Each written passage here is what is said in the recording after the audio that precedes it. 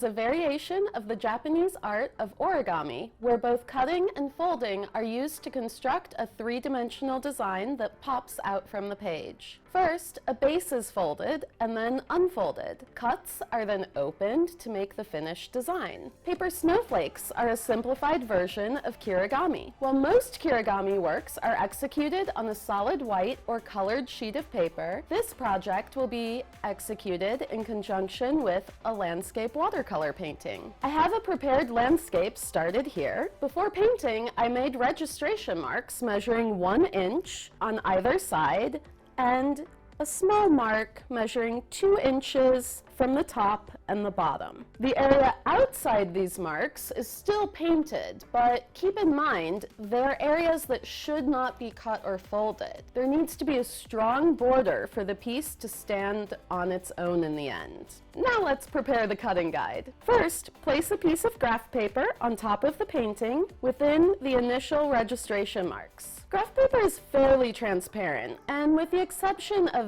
very lightly painted landscapes, the image can be traced without the use of a light table. Trace the main elements of the composition onto the graph paper in pencil and remove the original painting. Determine elements of the composition that are in the foreground and background, such as rolling hills or trees that could potentially be cut to pop out.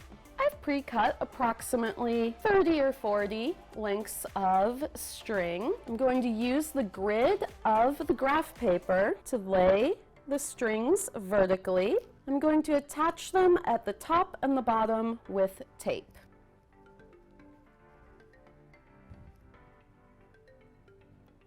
Make sure the strings are taut, but not too tight.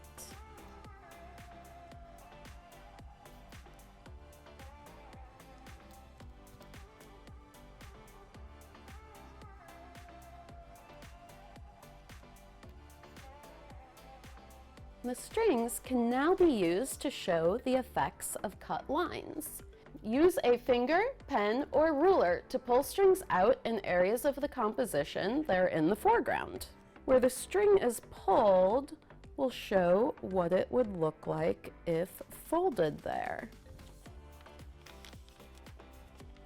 Having a rough sketch of the painting on the graph paper helps to see exactly which elements of the piece will be manipulated when transferred to the final piece. Use masking tape over the strings to hold them to the paper at different points to experiment with where the cuts should end or begin.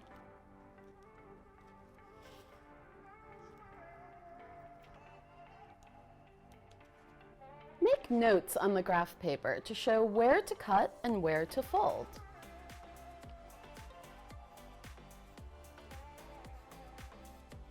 For this image, I want the cuts to end at the top and the bottom of the cliff face.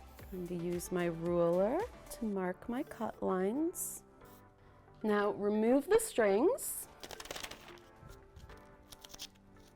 and use transfer paper to transfer your registration marks made for cutting and folding. To make the cut lines with scissors, carefully fold at the main horizontal marker. Fold at the main horizontal marker and cut through both sides of the paper. Just a small notch. Then open and cut. More advanced students can use an X-Acto blade or snap knife and a ruler. Just be sure there's a cutting mat underneath. And remember, always cut away from yourself. Now it's time to pop out the piece. Carefully pull away at the cut strips, creasing again at the fold lines.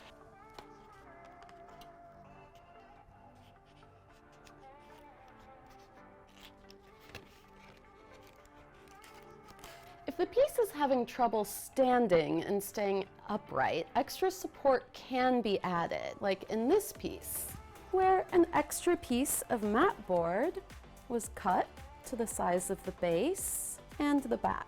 A cardboard easel can also be attached to the back of the standing portion of a piece to keep it upright. But keep in mind, the Bristol board is thick, and unless it's having trouble standing up, this step will not be needed. Visit dickblick.com for a free lesson plan PDF, complete with step-by-step instructions, a material list, and national standards.